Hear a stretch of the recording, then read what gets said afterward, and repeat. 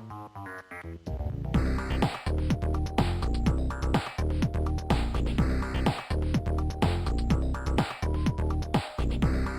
everybody, I'm Brian, also known as UK Jen Zoidberg. Welcome to Retro Face Off, our monthly bun fight between two similar games, or in the case of this video, two versions of the same game on different systems. In the early 90s, after the success of PGA Tour Golf, John Madden Football and EA Hockey, the hierarchy at EA Sports decided that they wanted a football game in their lineup. So with the 1994 World Cup fast approaching, which was to be held in the USA, they would produce FIFA International Soccer for the Sega MegaDrive. Success would mean that the game would be converted to other systems over the next year, Amiga included, and that's the version that we're going to compare it to in this video. I'm going to play the MegaDrive version, then the Amiga version, and then I'm going to discuss the strengths and weaknesses of each in order to decide which one I think is the best. As always, the opinions expressed in this video will be entirely my own. If you can remember playing this game back in the day, please let me know your memories of it in the comments. FIFA International Soccer was developed primarily for the Sega Mega Drive under the name EA Soccer, before a 5-year deal with FIFA was signed. Knowing that US Gold had picked up the rights to the World Cup itself, EA brought forward the release of their game by 6 months to ensure that they hit the shelves first. It was produced by a small team within EA Canada called Extended Play Productions, led by Bruce McMillan. Programmers Brian Plank and Kevin Pickle came from Distinctive Software and had previously made the Mega Drive version of Skitchin for EA. The game would sell over 500,000 copies in its first 4 weeks in the UK, and EA would go on to produce a new entry in the series every year until 2022, when they opted to part ways with the FIFA license.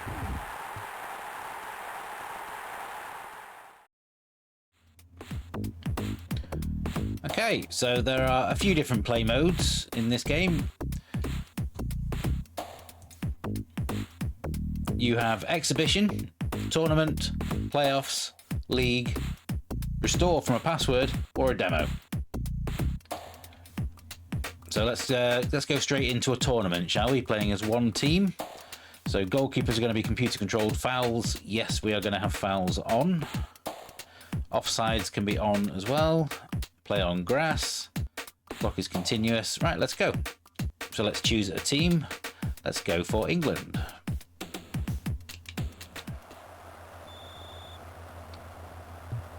So the first thing that strikes you about the game is that it does look very, very nice.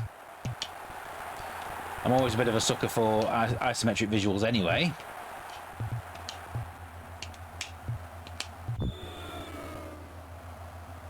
So it makes good use of the 3-button controls. You have one button for kicking it high, one button for a pass, and then another button for shoot.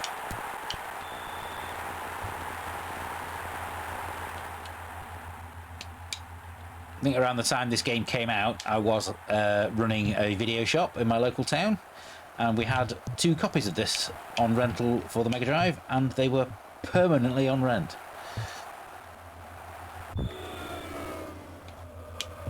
So certainly in my little corner of the world, that means that the game was incredibly popular.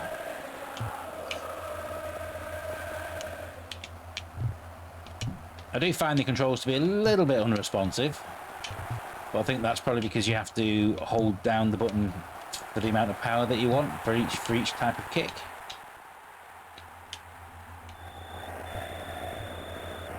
So 1-0 down at half time.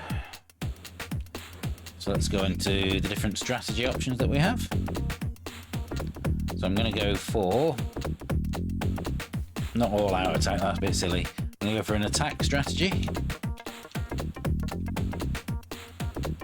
What formation do I currently have? Currently playing a 4-4-2. I'm going to try 4-2-4. Let's resume the game. Oh dear. Is he getting booked? He is. Quite rightly. I don't know whether my player is actually injured or whether he's just feigning injury there.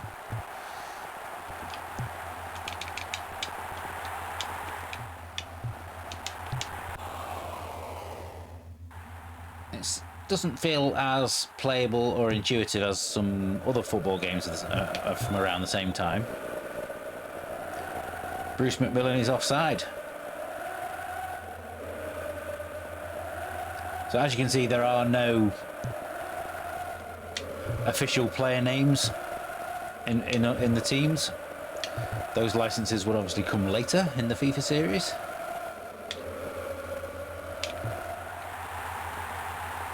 Like a lot of sports games, I think you are going to get more enjoyment out of this playing against human opponents while you're going through the stage of trying to learn how to play it.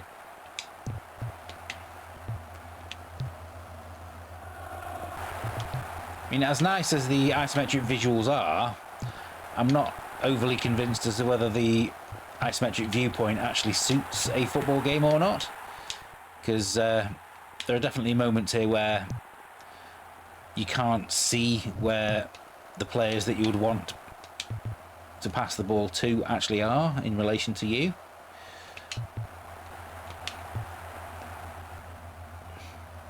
So a lot of the time you are kicking the ball into space and you have no idea that there's not one of your teammates there until the ball doesn't actually go to anybody.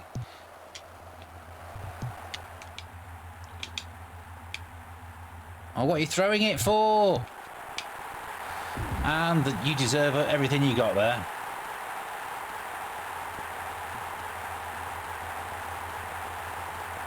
I think the little animations on the goal celebrations are very nice though. I mean, reading the instruction manual, it does tell you that certain buttons do certain things, but it doesn't actually seem like they do a lot of the time. Because it tells me that pressing the A button should do a sliding tackle, but it does not.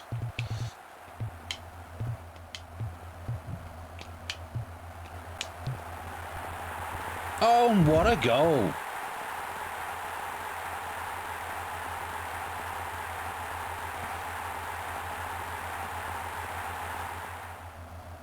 I honestly don't find this game to be all that enjoyable, if I'm being honest. Also, having said that, it is also clearly a lot better than many other football games of the same era, and it's definitely better than the official World Cup game that US Gold created. And that's a full time, and it's 2-0 loss to Argentina. So that's probably time to end playing the MegaDrive version and get on to seeing what the Amiga version was like.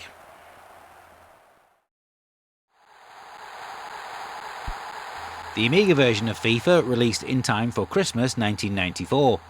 In order to convert the game to the A500, EA turned to Dundee-based Visual Sciences, founded by Russell Kay, formerly of DMA Design, where he had been one of the designers of Lemmings. FIFA would be the team's only game for the Amiga, and they are probably best known for their F1 games. Firstly, Formula 1 98, which they produced for Psygnosis on the PlayStation, and then F1 2000 back at EA Sports. Much of the team would go on to work on the PlayStation versions of Myst and Grand Theft Auto. Visual Sciences would close in 2005 following the cancellation of a new Carmageddon game that they were working on. Musician Anthony Putson would be credited on a number of other Amiga games, including Mortal Kombat, Primal Rage and TurboTrax. He has worked consistently in gaming ever since, and even has a credit on Resident Evil Requiem from earlier this year.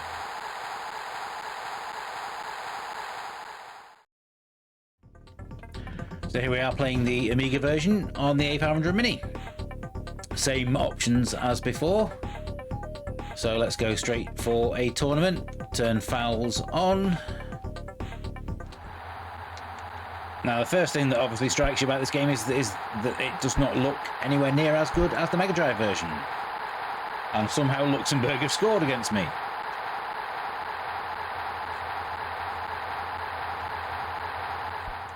But obviously the major hurdle that the developers had to try and get over was the fact that you had a single 5-button joystick on the Amiga as opposed to the 3-button MegaDrive pad. And I'm not going to lie, it's not all that great to play with a single fire button. And somehow Luxembourg have scored again. So yeah, so the reduced number of colours, coupled with the fact that the scrolling is a lot jerkier, just means that it's a much poorer looking game all round, really. I mean, you'll also notice that the crowd is not animated in the slightest either, and it actually just looks like a big mass of colour, or rather mess of colour, in fact, even. They did come up with a fairly novel way of combating the single button joystick though, and you are actually able to use joystick and keyboard at the same time, using the Z, X and C buttons as your three MegaDrive commands.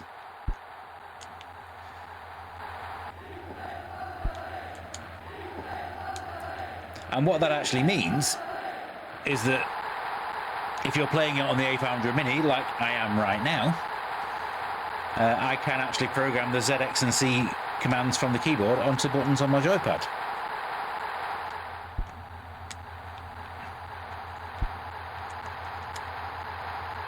Oh, and that was a pretty decent through ball and a goal.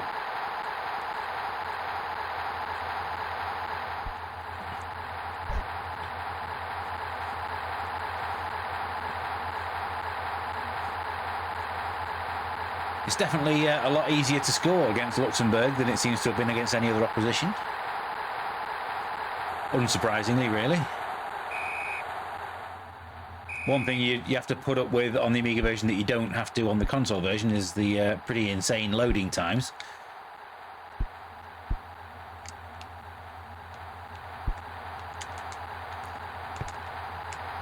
There's really no excuse for making us wait 30 seconds between a menu screen and getting back into the action at half time. So I do think that ultimately the smoothness of the scrolling and the movement in general, in a lot of the time, really does not make this game look very nice at all.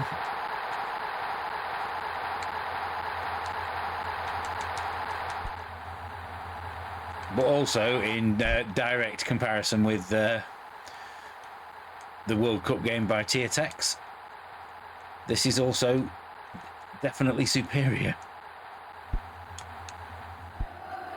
Being a 1994 release, there is one very big elephant in the room that the MegaDrive version would have not had, and that is of course Sensible World of Soccer, which was also out on the Amiga around the same time as this.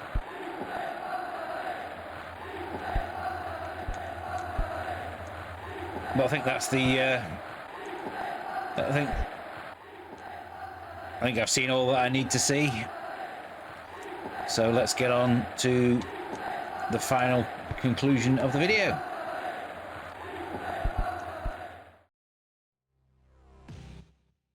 As somebody who never owned a Sega Mega Drive in the 90s, my only experience of playing FIFA at the time came from the occasional visits to a friend's house. I did, however, get to play the Amiga and SNES versions for myself at home. Firstly, let's talk about FIFA as a game before we get on to the individual versions. I was surprised by how few options the game actually had, with just a couple of tournaments or single exhibition matches available. When it comes to the play options though, there are plenty of different formations and tactics that you can choose. The lack of any real players is a disappointment though. On the Mega Drive, it's a very good looking game, even if I ultimately don't think the isometric view really suits a football game. Player animation is excellent, but you can't really see enough of the pitch when you have the ball to be able to create any kind of passing move. What this means is that you end up hitting the ball up the field in the hope that one of your team gets onto the end of it, and then you just start hammering the shoot button to try and score. It's definitely better as a two-player game, but I think it's easily the weakest of the EA Sports lineup on the Mega Drive. The Amiga version is extremely disappointing too, despite some good design decisions from the developer.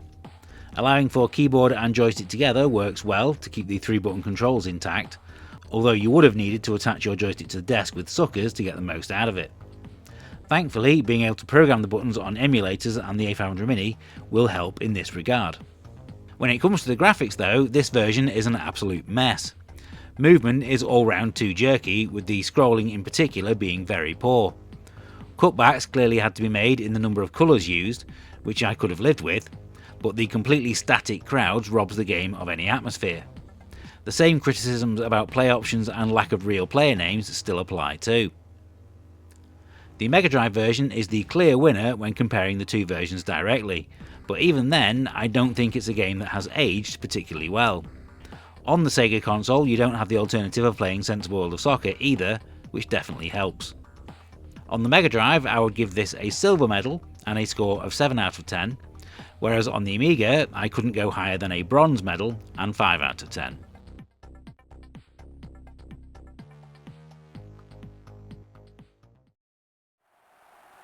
If you have enjoyed this episode of Retro Face Off, please give us a like and subscribe to show your appreciation.